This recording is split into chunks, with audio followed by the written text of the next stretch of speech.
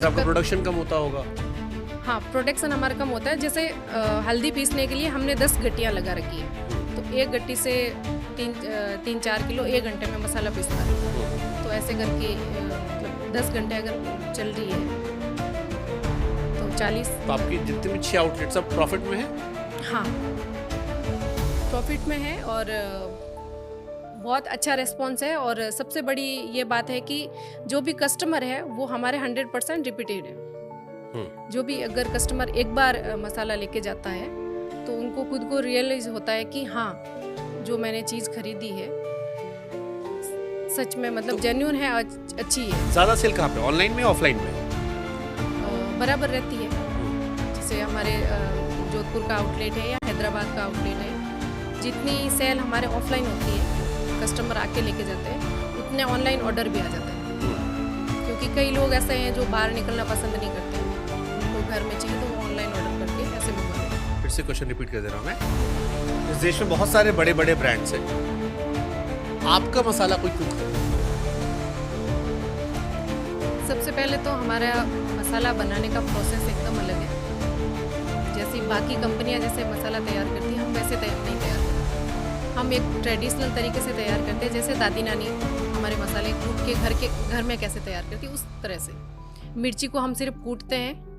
कूटने के लिए एक पत्थर की बड़ी ओखली लगी हुई है, लकड़ी के बड़े बड़े हत्थे लगे हुए हैं, उनसे कूटते हैं।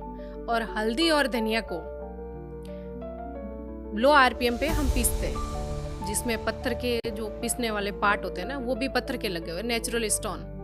और उन पर हम किसी तरह का दाब नहीं देते हैं, ना ही बड़ी स्पीड से चलाते हैं। तो नॉर्मल स्पीड जो एक महिला की जो कैपेसिटी होती है, उसी आरपीएम पे मसाले हम पीसते हैं। और पीसने के बाद ज़्यादातर कंपनियां क्या करती है कि मसालों को लंबे टाइम तक चलाने के लिए, जैसे बड़ी कंपनियों के जैसे डिस्ट्रीब्यूटर हो गए, डीलर हो गए, उसके बाद दुकान वाले के पास जाते हैं, दुकान वाले से फिर कस्टमर के पास जाते हैं, तो उनको थोड़ा लंबा खींचना होता है और मार्केट में पड़े रहते हैं।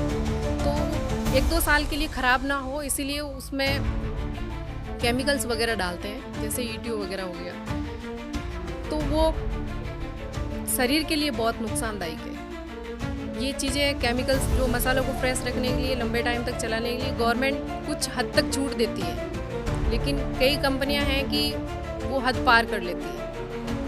वो गवर्नमेंट छूट इसीलिए देती है कि अगर जब पाउच बनता है उसमें कोई कीटाणु या जीवाणु ना हो जिससे मसाला ख़राब हो जाए, तो फिर वो उस जैसे ईटीओ वगैरह डालते हैं, वो उस ईटीओ को कम करने के लिए भी और केमिकल वगैरह डालते हैं। तो ऐसी चीज़ें हम अगर प्रिजर्वेटिव डाले हुए मसाले लंबे टाइम तक यूज़ करते हैं या खाते हैं ना, तो बहुत सी बीमारियां होने के चांसेस रहते हैं, और इनसे तो कैंसर होने का भी खतरा रहता है।